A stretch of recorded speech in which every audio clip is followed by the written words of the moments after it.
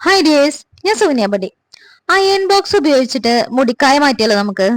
അയ്യോ, iron box ഉപയോഗിച്ചിട്ടോ? പേടിയാവണ്ടേ നിങ്ങക്ക്? പ്രത്യേകിച്ച് പറയാനുള്ള ഒരു കാര്യം, കുട്ടികൾ ഇതാ അനുകരിക്കരുത് കേട്ടോ. ആദ്യം അയൺ ബോക്സ് ഓണാക്കി 2 മിനിറ്റ്, അതിൽ കൂടുതൽ നിൽക്കരുത്. 2 മിനിറ്റ് മാത്രമേ ഇത് ഓണാക്കി വെക്കാൻ പാടുള്ളൂ. നമ്മുടെ കൈ ഇങ്ങനെ തൊടാൻ പറ്റണം. തൊടുമ്പോ നമുക്ക് ചെറിയൊരു ചൂട്, വളരെ ലൈറ്റ് ആയിട്ടുള്ള ഒരു ചൂട് വരുമ്പോ അത് ഓഫാക്കാം. അയൺ ബോക്സ് നിലത്ത് വെച്ചതിന് ശേഷം നമ്മള് നനഞ്ഞ മുടി, അതായത് കുളിച്ചു കഴിഞ്ഞ് വന്ന ഈറനോടെ വന്നിട്ടുള്ള ആ മുടിയിലെ കുടഞ്ഞ് നമ്മുടെ കിടക്കയില് വിടർത്തിയിടാം, നന്നായിട്ട് വിടർത്തിയിടാം.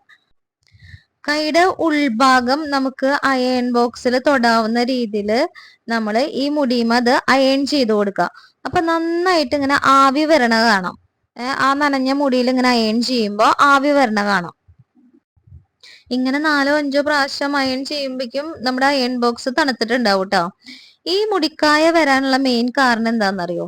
നമ്മള് നനഞ്ഞ മുടി കെട്ടി വെച്ചിട്ട് ഒരുപാട് നേരം അതങ്ങനെ ഇരുന്ന് പുഴുകി ഒരു സ്മെല്ലൊക്കെ വരും. അങ്ങനെയാണ് ഈ മുടിക്കായ വരുന്നത്.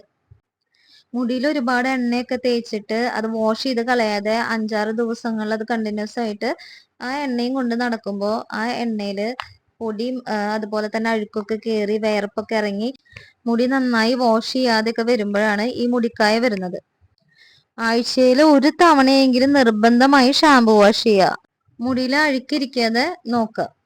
നനഞ്ഞ മുടി കെട്ടി വെക്കാതിരിക്കും ചെയ്യുക കേട്ടോ. ഇങ്ങനെ ഒന്നിടവിട്ട് 3 ദിവസം ചെയ്ത് കഴിഞ്ഞാൽ മുടിക്കായ പൂർണ്ണമായി മാറുന്ന ഞാൻ ഗ്യാരണ്ടി പറയണു. ഒരു കാര്യം ഞാൻ വീണ്ടും ഓർമ്മിപ്പിക്കുന്നു, അയൺ ബോക്സ് 2 മിനിറ്റിൽ കൂടുതൽ ചൂടാക്കണ്ട. നമ്മുടെ കൈ ഇങ്ങനെ തൊടാൻ പറ്റുന്ന രീതിയിൽ മാത്രം ചൂടാക്കിയാൽ മതി. അപ്പോ അടുത്ത വീഡിയോ കാണും വരെ ടാറ്റാ, ബൈ ബൈ.